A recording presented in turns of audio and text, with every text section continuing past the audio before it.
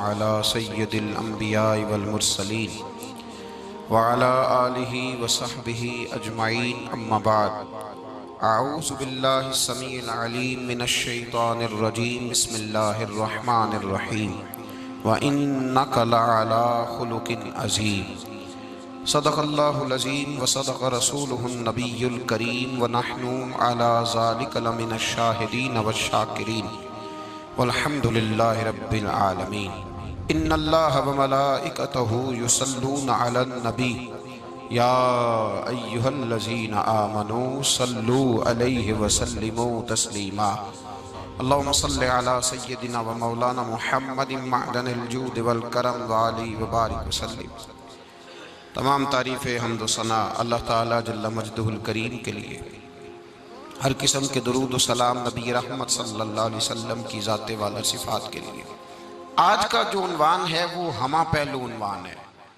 हमा पहलू जिसकी फ़र्द के लिए भी उतनी ही ज़रूरत है और मुआशरे के लिए भी उतनी ही ज़रूरत है।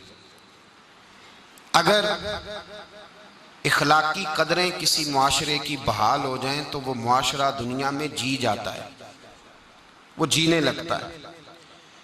और अगर कोई मुआशरा अपनी इखलाकी कदरें छोड़ जाए, इखलाक रुखसत हो जाए, सरमाया जितना मर्जी पड़ा रहे, जायदादें जितनी मर्जी हों, अगर इखलाक किसी मुआशरे का रुखसत हो जाए तो वो मुआशरा जिंदा नहीं रहता, वो मर जाता है। इखलाक इतना ज़रूरी है। पहले तो ये समझ लें कि इखलाक है क्या। इखलाक बना है खुल्क से। एक होता है खल्क और एक होता है खुल्क। इन दोनों में फ़र्क है। खल्क कहते हैं ज़ाहिरी जिस्म को, तख्लीक को। खुल्क कहते हैं आदत को। खल्क जिस्म को कहते हैं और खुल्क आदत। यूँ समझ लें खल्क सूरत को कहते हैं और खुल्क सीरत को कहते हैं। इंसान वजूद के लिहाज से बड़ा अच्छा हो पर उसकी आदतें अच्छी ना हों तो वो अपने माँ बाप के लिए भी बोझ ही होता है। वो बड़ा हसीनो जमील शख्स हो लेकिन जब बोलता है, घर जाता है, किसी के साथ लेन देन करता है तो उसके लबो लहजे के अंदर जो ख़ास किस्म की नफ़रत और उलझाव पाया जाता है वो उसकी ज़ाहिरी सूरत को भी बदसूरत कर देता है। खुल्क कहते हैं सीरत को। इखलाक का मतलब ये नहीं है मीठा बोलना। इखलाक हंसना बहुत बड़ी दौलत है, दौलत बेबहा है। लेकिन इखलाक का मतलब मीठा बोलना नहीं। इखलाक का मतलब होता है अच्छी आदतें अपना लेना। लोग समझते हैं मीठा बोलना, मीठा तो भाई जो सेलमैन दुकान पे होता है उसकी ट्रेनिंग होती है, तूने मीठा बोलना, आप जो मर्जी कहें उसने मीठा ही बोलना है। तो मीठा बोलने का नाम ये इखलाक का एक हिस्सा ज़रूर है, जो ज़रूर है ज़ुबान मीठी होनी चाहिए, लेकिन कुल इखलाक ये नहीं। बहुत सारे लोग ऐसे हैं जो उठ के मिलते हैं, माथा भी चूमते हैं, प्यार भी करते हैं, करीब भी बिठाते हैं, जी आया नू भी कहते हैं, लेकिन जब बंदा उठ के जाता है तो पीछे बुरी बातें भी करते हैं। तो वो इखलाक वाले नहीं हैं, वो तो दो मुंहों वाले हैं। ऐसे शख्स को तो नबी पाक ने लानती फरमाया है। तो इखलाक का मतलब लोगों ने मीठा बोलना ले लिया है। सिर्फ गुफ्तगू के अंदर अपनी गुफ्तगू में बनाव सिंगार कर लेना, लफ्ज़ों को थोड़ा मुरक्का मुसज्जा कर लेना, अपनी बात में मिठास पैदा कर लेना, अपने आप को थोड़ा सा मुनव्वर कर लेना बातों की हद तक, ये इखलाक नहीं। जरूर समझिएगा, इस पहलू को जरूर गौर कीजिएगा। हमने अपने आप को परखना है हुजूर के इखलाक हसना की रोशनी में। मेरे भाई, एक आदमी अपनी गुफ्तगू बड़ी मीठी है, जी करके बोलता है, लेकिन उसके सीने में नफरत भरी हुई है, उसके पीछे तकब्बुर भरा हुआ है। जब आदमी उठ के जाता है तो कहता है कैसा मैंने शीशे में उतारा। तो ये इखलाक वाला है या निफाक वाला है? तो इसने इखलाक का मुजाहरा नहीं किया, निफाक का मुजाहरा किया। इखलाक ये है कि तेरा जाहिर और बातन एक हो। इखलाक ये है कि तेरे अंदर खैर खाई पाई जाए। इखलाक ये है कि तेरे अंदर आजिज़ी पाई जाए। इखलाक ये है कि तेरे अंदर तवाज़ो पाई जाए। इखलाक ये है कि तेरे अंदर बड़े की इज्जत और छोटे की शफकत पाई जाए। इखलाक ये है कि तेरा भरोसा दुनिया पे ना हो, तेरी तवज्जो अपने रब की जानिब हो। इखलाक ये है कि तू नज़रियात के लिहाज से एक खुददार आदमी हो। इखलाक ये है कि तू कौल का सच्चा, वादे का पक्का और अपने किरदार का पुख्ता इंसान हो। कौल ये है कि तू अमानतदार हो। किसी ने हजरत अली से कहा था किसी अमानतदार की बात सुनाओ, तो कहने लगे सुनाता हूं फारूक आजम की बात। कैसे? फरमाने लगे मैं उमर से मिलने गया। ये इखलाक है। सारा कुछ खा के लोग हजम करके डकार भी नहीं लेते और जाती दफा कहते हैं मैंने तो मुल्क को बड़ा कुछ दिया है, लेकिन उसके लिए तुम्हें टटोलना पड़ेगा, खोदना पड़ेगा, कुरेदना पड़ेगा, फिर पता चलेगा कि मैं मिल्लत को क्या दे के जा रहा हूं। हजरत अली शेर खुदा फरमाते हैं मैं उमर से मिलने गया, फारूक आजम से। जब मैं ये उनके इखलाक की बात बता रहे हैं। कहते जब मैं उनके पास गया तो दिया जल रहा था। अंदर दाखिल होते ही सलाम लिया तो हाल चाल पूछने की बजाय उमर पूछने लगे कि अली कोई सरकारी काम आए हो, दीनी काम आए हो या जाती काम आए हो? तो हजरत अली रदी अल्लाह ताला अन्हु फरमाते हैं मैंने कहा कि मैं तो जाती काम से आया हूं। तो कहते उमर जल्दी से उठे और दिया उन्होंने गुल कर दिया, चिराग बुझा दिया। तो कहते मैंने कहा कि उमर चिराग क्यों बुझाया है? तो उमर फारूक रदी अल्लाह ताला अन्हु फरमाने लगे मैं सरकारी दस्तावेजात लिख रहा था तो ये सरकार का दिया जल रहा था उतनी देर तक, अब हम जाती बात करने लगे हैं। मुझे डर लगता है अगर चंद कतरे तेल जातियात के लिए इस्तेमाल हो गया तो रब की बारगाह में क्या जवाब देना है। ये इखलाकी कदरें हैं, इखलाकी कदरें। जिस कौम के अंदर इखलाकी कदरें बहाल रहती हैं वो कौम जिंदा रहती है। हजरत फारूक आजम रदी अल्लाह ताला अन्हु ने महल कोई नहीं बनाया, पार्लियामेंट कोई नहीं थी, सेनेट का इजलास कहीं भी नहीं होता था। हजरत फारूक आजम रदी अल्लाह ताला अन्हु ने ना कोई सदर हाउस बनाया, ना वजीर आजम हाउस बनाया, ना हजरत फारूक आजम ने कोई पार्टी बनाई, ना किसी के सदर बने, ना किसी जमीयत की सदारत की। बस इखलाकी कदरें उन्होंने बहाल रखी। अबू बकर सिद्दीक हो, फारूक आजम हो, उमर फारूक हो, हजरत उस्मान गनी हो या मौला अली हो, इनके इखलाक और किरदार जिंदा हैं तो ये लोग कयामत के बाद भी जिंदा हैं। इखलाकी कदरें जिस कौम की जिंदा रहे, जो इखलाकी तौर पे मर जाए इखलाकी तौर पर। देखिए ना हजरत फारूक आजम रदी अल्लाह ताला अन्हु माले गनीमत, हजरत उस्मान कहते मैं छत पे खड़ा था तो एक आदमी को देखा, दोपहर का वक्त है और सख्त शिद्दत की धूप चमक रही है। नंगे पांव एक बूढ़े को देखा, ऊंट हाँकता हुआ आ रहा है। तो मेरे दिल में ख्याल आया इस बूढ़े को मशवरा देता हूं कि जनाब आप छोड़ दें, ये आप इस उम्र में किस चक्कर में लगे हुए हैं, दुनिया सो रही है आप भी सो जाएं। कहते मेरे दिल में ख्याल आया कितना हरीस बूढ़ा है, माअज़ल्लाह। फरमाते हैं जब वो मेरे करीब आए, मैं छत पे देख रहा था तो मेरी तो आंसू ही निकल गए। ये कोई हरीस बूढ़ा नहीं है, तो उमर फारूक है, ये तो हजरत उमर फारूक रदी अल्लाह ताला अन्हु। मैं नीचे उतरा, मैंने कहा हुजूर क्या कर रहे हैं, गर्मी का मौसम है।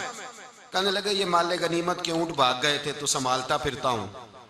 कहा हुजूर किसी गुलाम को कह देते। फरमाने लगे हुकूमत मेरी है तो जिम्मेदारी भी मेरी है, हुकूमत मेरी है तो ड्यूटी भी।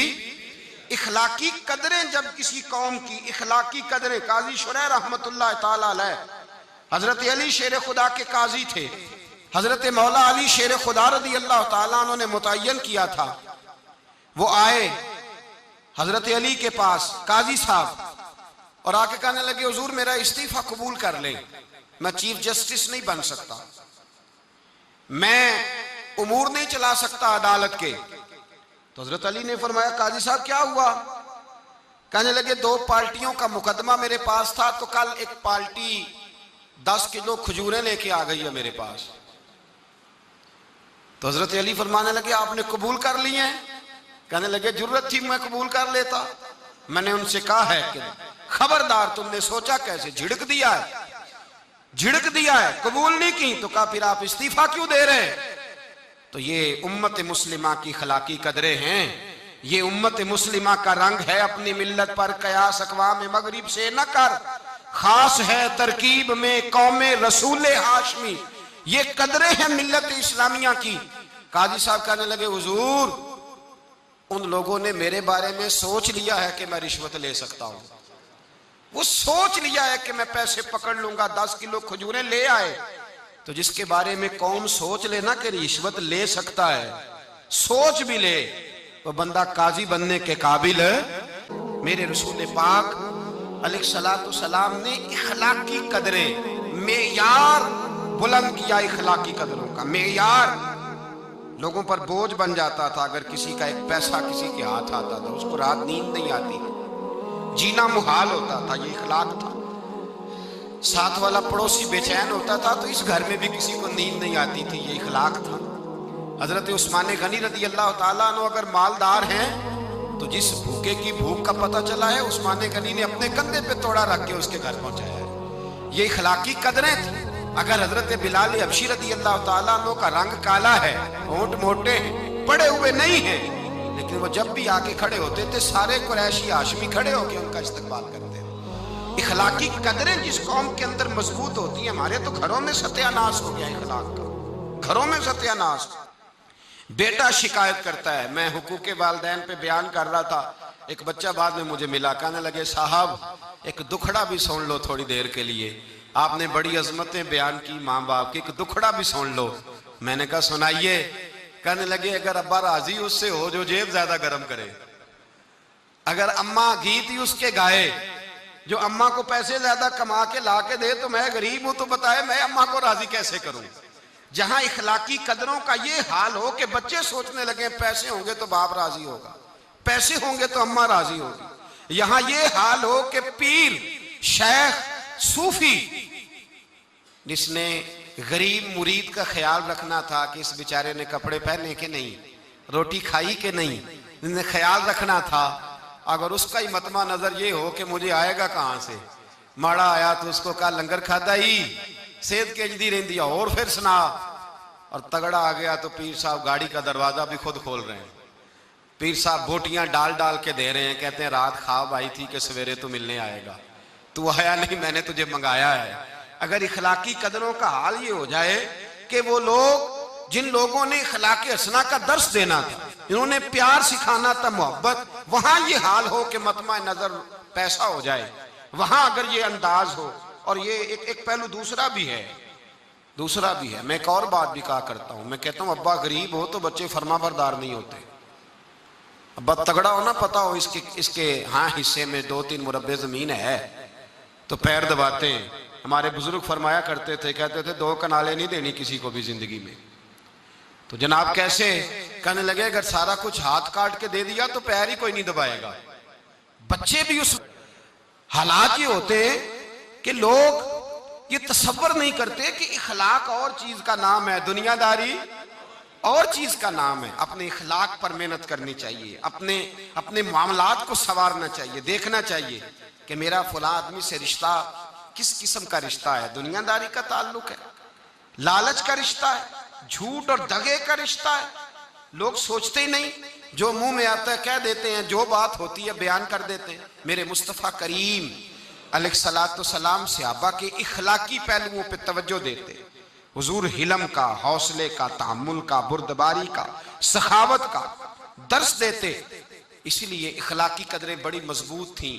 भाई आज आप देख ले, सोशल मीडिया खोल के, प्रिंट मीडिया, इलेक्ट्रॉनिक मीडिया खोल करके देखें, खैरात बट रही है, ज़कात बट रही है, तस्वीरें खींची जा रही हैं।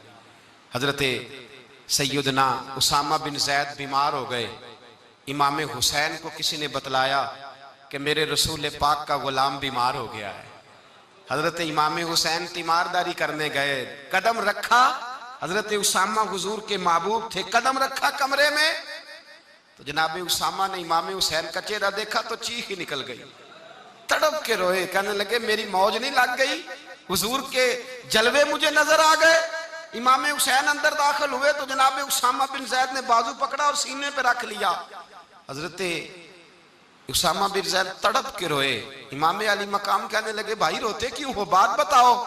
कहने लगे दुनिया छोड़ रहा हूं पर 80 दिनार का कर्जा है, ना कोई भाई, ना कोई सज्जन, ना कोई दोस्त, असी किसी दे कुछ भी नहीं लगते ते ना कोई साडा दर्दी, शय कोई नहीं। सोचता हूं कब्र पे बोझ लेके जाऊंगा और फिर क्या लफ्ज है, क्या हुसैन है। कहने लगे हुसैन आज अगर मुस्तफा करीम हयाते ज़ाहिरी में होते तो मैं जाके बाजू थाम लेता, मैं कदमों में बैठ जाता। मेरा रसूल तो गैरों के भी बोझ उठा लिया करता है। इखलाकी कदरें देखिए। इमाम हुसैन फटाफट उठे, बेटा भी साथ था, गुलाम भी साथ थे, सब कुछ हो सकता था। इमाम हुसैन उठे, घर गए, अपनी चादर में 80 दिनार डाले, छुपाए और लेके आए, ला के हजरत उसामा बिन जैद को दिए। और पता क्या फरमाते हैं रात आए थे 80 दिनार। मैं कह रहा था मुझे तो जरूरत नहीं, पता नहीं रब करीम ने किसका नसीब मेरे घर भेज दिया है, मुझे तो हाजत नहीं थी, ये तो तेरे पैसे थे जो मेरे घर थे, तो मेरे रब ने ड्यूटी लगाई कि जा उसे दे के आ। जिस कौम के अंदर इखलाकी कदरें बेदार होती, जिस कौम के अंदर इखलाकी कदरें बेदार होती, उस कौम का अंदाज बदल जाता है, उसके रवैये तब्दील हो जाते। मेरे रसूल पाक सल्लल्लाहु अलैहि वसल्लम ने फरमाया, अगर अल्लाह इखलाक को सूरत देता तो सबसे अच्छी सूरत अल्लाह इखलाक को अता फरमाता।